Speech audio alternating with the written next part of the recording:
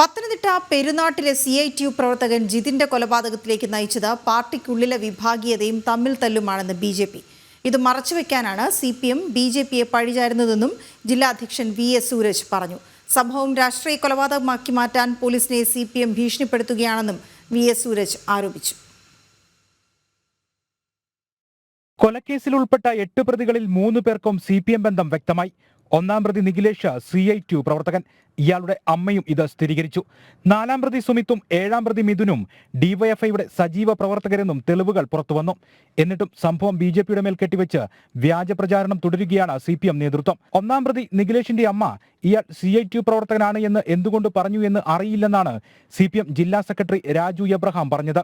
CPMന്റെ വ്യാജ പ്രചാരണങ്ങൾക്ക് മിനിറ്റുകളുടെ ആയുസ് മാത്രമേ ഉണ്ടായുള്ളൂ എന്ന BJPയുടെ മറുപടി.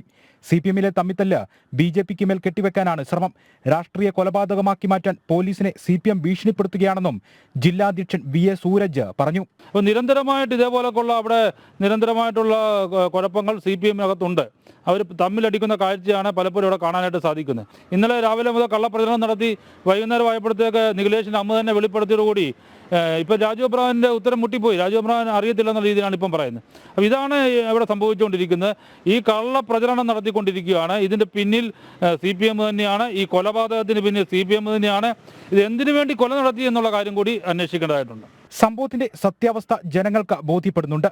BJPക്കെതിരെ നടക്കുന്ന വ്യാജ പ്രചാരണങ്ങൾ ജനങ്ങളെ അണിനിർത്തി പ്രതിരോധിക്കുമെന്നും BJP ജില്ലാ നേതൃത്വം വ്യക്തമാക്കി.